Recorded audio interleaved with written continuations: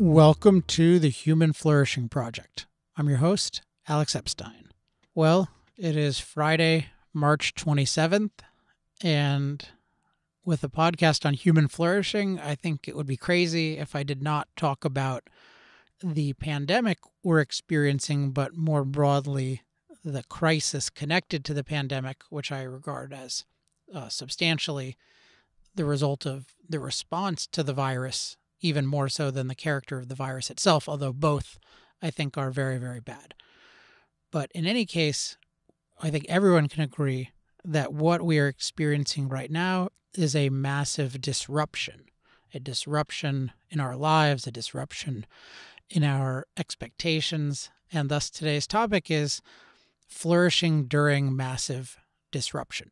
So unless you're listening to this a lot later in time, and I hope many people are at some point, but those of you who are listening now will have no trouble, and listening any time in 2020, will have no trouble making concrete how disruptive the current situation is. If you think about the life you've built, the plans you've made, and including the job you chose in many cases you can't do, or it's much, much harder to do, the activities that make up your life and give you a lot of joy and meaning, in many cases you can't do them.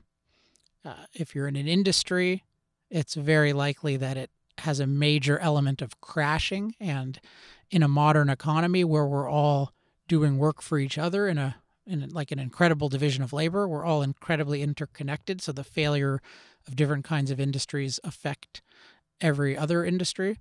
So it is really a lot. I'll just give you just a quick version of my own, just so in case I refer to any of it later. But, for me, there's definitely disruption of business. A lot of the product that I sell is public speaking, and public speaking is not really allowed right now. And we can talk about, and I talk about on my other podcast, Power Hour, more of what the policy should be, but I'm just talking about it today from the perspective of an individual. And I may comment a little bit on policy, but it's mostly going to be, okay, given what's happening, however good or bad human decisions are in terms of on the societal level, what can we do at an individual level? So the product isn't allowed. And then in terms of the consulting work I do, a lot of that is in the energy industry, particularly the oil and gas industry, and that market has been crashing lately. So that makes it, that plus COVID-19 makes it very hard to get business in that industry. And I think a lot of people are finding that in other industries. So there's the kind of business disruption. I think a lot of people have their own version of that. And then business disruptions, those affect life. I mean, if you're not making money, as much money for long enough, then that affects all the different kinds of, where you live, what you spend money on, what activities you can do. And those, I'm thinking about all of those things just as other people are thinking about those things. And then on a directly personal level, if I look at my favorite activities, those are not allowed, at least not where I am in Laguna Beach. So Brazilian Jiu-Jitsu, that's being stopped everywhere. And then I really enjoy walking on the beach, going into the ocean. And as of a couple days ago, Laguna Beach outlawed going on to the beach. And I will say, definitely disagree with that decision as a matter of remotely rational and fair policy. I had a goal this year of attending 24 live events. I was well on my way in the first quarter. Now that's going to be a lot more difficult to achieve. And then there's the mental part of the disruption. When one's plans and expectations are disrupted, that can have all sorts of difficulties mentally. That can lead to all sorts of difficulties mentally, or at least be connected to them. I'm not saying this is inevitable for everyone, but I'm sure a lot of us have experienced, different forms of fear, self-doubt, wondering, what to do, not feeling as efficacious as we might have felt before when everything was working a lot better in terms of our plans and our execution. So there's just disruption is just the word of the day. That's why I keep stressing it. And because I'm thinking of it from the perspective of our life is a process, and we have plans going forward, and there are expectations related to those plans, and then events plus response to events have led to, a lot of what you thought was going to work is definitely not going to work, or it's not going to work that way, or at least it's not going to work that way for a while. And so today I want to talk about my thoughts on what can one do to flourish in this situation, particularly from the perspective of how do I deal with all of this disruption. And the first point I want to make may be the most controversial, but I think it is important. Most of the points I want to make are proactive points about how we should not at all wish that. This is not the controversial part. It may be to some people, but we shouldn't be fundamentally complaining and wishing things were different and that kind of thing, because that can be very counterproductive and demotivating and depressing. So I'm mostly going to focus on what we can do proactively. But I do think it's valuable to recognize that what's happening is a very bad thing, that this kind of disruption is a bad thing, as in we shouldn't wish that it would happen. And then I believe very clearly elements of the way it's being executed are the result of people doing wrong things, and in part wrong things with very little regard for human flourishing, which is the focus of this podcast. So if we take the indefinite universal lockdowns that are occurring, so the government saying, okay, you have to stay in your house, I'm not going to tell you how long, and it's everyone, regardless of how vulnerable you are, or what else you had planned to do and how important that was to you and how much money, resources were riding on it. Like, it doesn't matter. Everybody has to stay at home, and we're not going to say how long, and we're not going to give any kind of clear reason. We're just going to say flatten the curve, and it's pretty much no matter where you are, regardless of how prevalent the virus is, and we're not going to share any useful information with you, but just rest assured that we're protecting you. So that I regard as showing, even if it was necessary, even if that exact action was necessary to stop mass death, and I don't believe either of those is the case, but in terms of like a real plague or something like that, even if that action was necessary, the government has an obligation to justify itself and to really give clear explanations about why are we doing this and how long are we planning on doing this for, what is the plan. And the fact that that's not done, part of the reason I'm bringing it up here is it reveals a deep contempt for people's lives, as in people's chosen lives, the lives that we build, what we consider living, what we consider essential to flourishing or to our pursuit of flourishing. And there's just people act like, yeah, that's not important. All that's important is that nobody die from this particular virus. And I think of it as, no, what's important is our quality of life. What's important is flourishing. Even, the people who are afraid of dying from the virus, they don't just want to live in a half dead or almost dead state, but not fully dead. They want to live. And this is why you have lots of elderly people who are ignoring some of these orders. Now, you might say that's irrational or that's unwise, but there's a rational part of it, which is, yeah, people really do want to live their lives, and they don't regard life as worth living under all conditions are not sort of worthy of life, or they want to live the kind of life that they want to live. And so I think it's important in this context to say, yeah, there's really something wrong with somebody disrupting my life and showing no concern for that whatsoever. At most saying, yeah, you're part of the economy and we're going to get the economy rolling again. Just treating you as this cog in this collective thing called an economy, versus recognizing, no, we are really disrupting your life. And in some ways we may be setting back what you've built a decade or two. That can easily happen. If you think about some people's small businesses who are just being wrecked.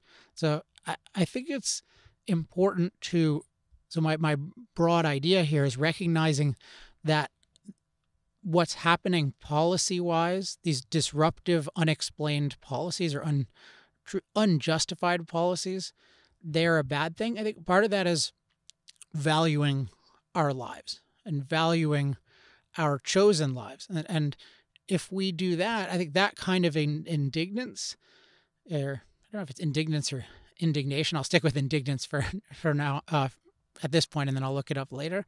But that shows that, yeah, my life really matters. Whereas when people say, yeah, okay, I'm locked down for a few months, maybe a year, maybe 18 months. Doesn't matter too much to me. Maybe I'll watch a little more Netflix. There's something really off with that person's life that they think, yeah, this is no big deal, or it's just, yeah, of course I'm going to do that, and I don't need to question it. So I think that and we can go broader and further and even say, yeah, this is a time, the fact that we are being quote unquote quarantined or isolated or locked down this way, this is a time to really recognize how precious life is and how limited it is. And that's part of the reason why to be indignant about, a month or 2 or 3 without even a specified end date, to say, yeah, that's irreplaceable time. That's the kind of thing that really matters. Okay, so now let's go on to the proactive stuff. And again, I don't want to be on the premise that, hey, this is all great, because it's not. I wish it didn't happen, but there are some things we can say about how to make the most of the situation and even how to leverage the situation to make one's life better than it would have otherwise been. So, and I think the key to this is recognizing there are some advantages to disruptions. And I think the biggest advantage to a disruption is that it can give us a high concentration of information about opportunities for growth. So I'll give you an example that I had from the past. I was sort of midway through my consulting career, and I had the biggest deal I had ever made. It was like a really good deal, and it would give me a lot of revenue for 6 months, and I wouldn't have to worry about too much else for 6 months. And there was one particular client who really appreciated my work. And then at the 11th hour, it just fell through. I think that's the right use of that expression. I guess I'm taking risks today with expressions that I don't, or words or slash expressions that I don't know. But I think, yeah, at the last minute, it just totally fell through, and then it was nothing. And I remember thinking at the time, you know what? This is a disruption, but this is going to be really good for me, because actually I was way too reliant on this one prospective client to kind of make my business for me. Whereas now I'm really going to have to think about, how do I have a better business where what I'm offering can be appealing to a wide range of people, and where it can be explained to them, even if they didn't know, even if they didn't have a pre-existing deep understanding of or appreciation for my work. So you can think of a disruption as, in a certain sense, you're getting punished more for your weaknesses than you deserve. So you think about what happens with a lot of businesses, and I will not exempt my own. So a lot of businesses right now, what are they thinking? They're thinking, wow, I wish I had, I need to improve my fundamentals. I need bigger cash reserves. I wish I had focused more on profitability. I wish I had focused more on long-term planning. And there are lots of businesses that have way bigger challenges with this than mine. But I think a lot of businesses, you have some businesses where they could only pay people for 2 weeks, and then they were depending on revenue coming in. And they didn't really they knew in the back of their mind, yeah, it's probably not good to just have 2 weeks of cash on hand, but what's going to happen? And then you think, oh, this kind of thing happens. And then it's, oh, wow, yes, I was making mistakes before, but I wasn't paying for these mistakes. And the disruptions often have the character of, oh, now they're making me pay for this mistake. And so the benefit is they expose things in such a prominent and often painful way that the growth can then happen earlier than it would otherwise happen. And then the benefits of the growth can occur. And I see this psychologically as well. I think a lot of us will feel much more out of sorts. I mean, even in some cases, maybe feeling depressed or anxious in ways we didn't, that are abnormal to us, to degrees that are abnormal. And one perspective is, yeah, that's not fun. But another perspective is, wow, there's self-doubt in me that I can learn from. There's stuff about me that's being exposed that I can learn from, and I can grow psychologically. So that's another example of how the disruption can give us information about opportunities for growth. So I think that's one thing that's really worth thinking about. What can we what can we learn from this disruption?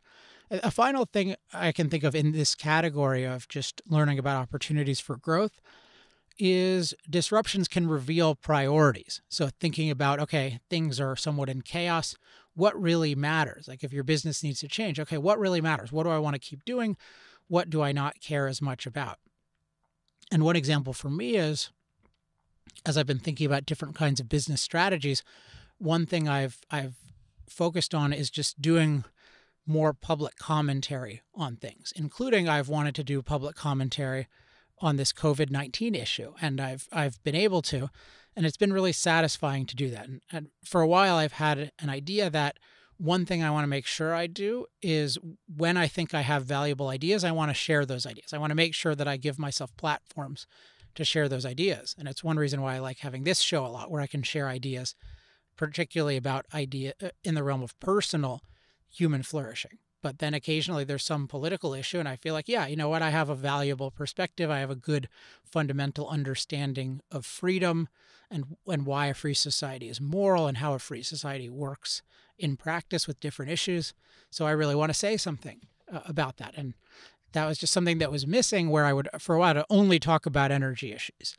And this is something where I think, yeah, it's a priority for me. Wherever I think there's something in human flourishing that I can actually clarify in an amount of time that makes sense, I want to say something about that. So that's just one example of prioritization. Priority discovery under the broader header of learning information about opportunities for growth. So the second advantage of disruption, this isn't exactly an advantage, but this is a common positive response we can have to disruption, is it necessitates or at least requires creativity. So everything has been disrupted, and then but when we're trying to deal with that, we can then come up with ideas that we didn't come up with before, and that we weren't as motivated to come up with before. So one that's happened, that's been true in my case, which I think other people probably have comparable examples, is I've ended up spending more time with my immediate family. So my 3 sisters and my 2 parents, doing some games over Zoom or, Google Hangouts or whatever the platform may be. And we've been playing, for example, the game Codenames. And we also, we had a recent, one talking, memories of my grandfather and talking about him. And these are things that we haven't done these kinds of group sessions before, and we're distributed all around the country. At least I'm distributed on the other end of the country. I guess they're mostly in the DC area, and then one is in Boston. But this is a cool thing that we would not have thought of absent this crisis. That's an example of a creative improvement. On the professional level, I've started to focus more on television appearances, which is something that I've had in my mind. Yeah, it would be good to do more of that, but I hadn't gotten around to it. And I had some free time, and I was just thinking about, what can I do creatively to get my ideas more out there? And TV appearances was one of them. So I found a good TV person to work with, and I've started doing TV appearances. Then another example, maybe the biggest one in terms of my own creativity, is just in terms of our business. I resurrected something in my main business, Center for Industrial Progress, that's called our Accelerator Program. And the basic idea of the Accelerator Program is that people who are interested in helping us spread our ideas better, they give contributions, and that money goes directly into one of 2 purposes: either funding research and development efforts, so helping me do more research or create better, that give me more raw material for, say, a new book, something like that, or a new course, or just general new, let's say researching something into nuclear energy. That's not what we're focused on now. We're mostly focused on the basic research and development for the next Moral Case for Fossil Fuels book, but theoretically could be anything. And then also we have people help us with promotion. So if there's some video that's doing really well, we can spread that more. Or if I want to go on TV more, then the accelerators can help pay for the talent to help me get on TV more. And I hadn't done this in years, but then when speaking really tanked, I thought, this would be a good time to resurrect this because there are a lot of people who really believe in our mission and they would enjoy contributing. And this can really help, particularly in a difficult time. And the money doesn't go to me, but it goes to my team and it goes to people on the outside that I'm hiring to achieve these goals. So this week we released the announcement of the program. If you're interested, you can just go to industrialprogress.com/accelerate. That's industrialprogress.com/accelerate. And you can check it out. We'll soon have the video. There's a video on the latest Power Hour about this. So if you go to youtube.com/improve the planet and you look at the Power Hour from Wednesday, March 25th, you'll see it. So that's a slight ad for that in case anyone's interested. But the purpose here is that this is an example of, this is something that was a good idea. It would have been a good idea in any era, but I really thought of it because I've been in a challenging situation. So I really like that kind of creative benefit. And as I'll discuss in a minute, I think it has a big psychological empowerment effect to be coming up with good ideas. So that's the second advantage of disruption. So we've got first that we get this information about opportunities for growth or improvement. And the second one is this creativity that is often inspired by disruption. So those are two types of actions to take, I think, is thinking about what can I learn about opportunities for growth, and then thinking about what can I create. And then the third thing I want to talk about is the broadest thing, which is, I think, the universal challenge of disruption, and the action that all of us have to take, which is to re-engineer our routines. So thinking about it as re-engineer our routines, adding in as many positive processes as possible and removing either pre-existing negative ones or new negative processes. So if you just think about, okay, I've got routines, you could think of them as processes or elements or however you want to think about it. So for example, my biggest challenge, which I have not fully solved yet, is I had a routine that involved most days when I was in town, I would go to jiu-jitsu class at 1, and I would at least go so that I could spar for half an hour as a kind of minimum.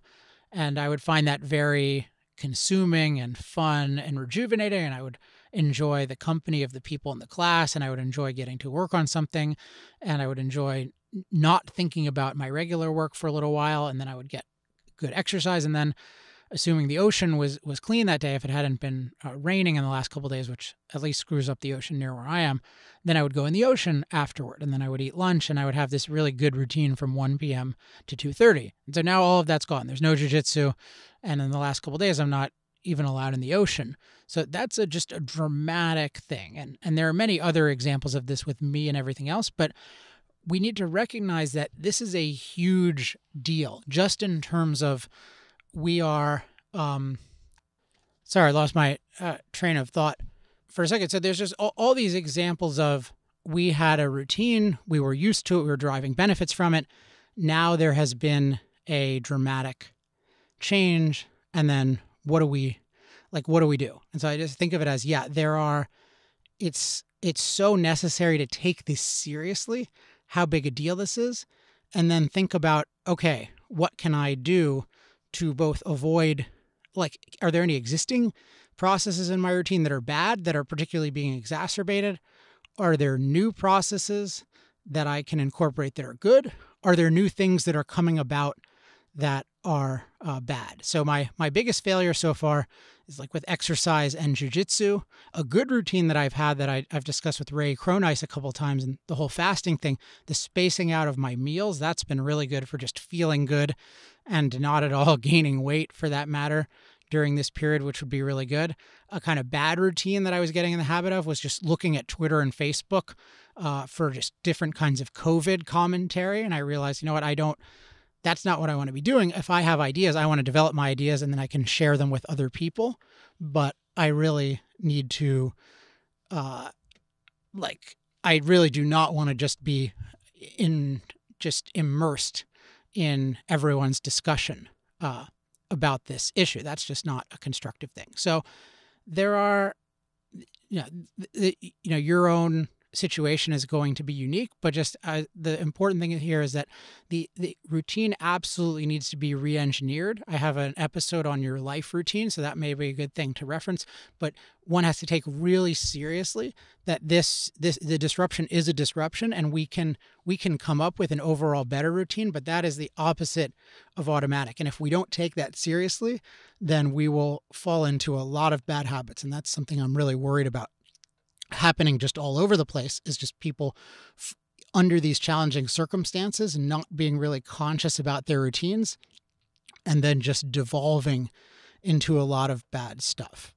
So those are the three big actions that I'm thinking about and working on, and that I think are pretty universal. So thinking about opportunities for growth, thinking about creativity, and opportunities for creativity, and then more broadly thinking about how do I engineer my routine.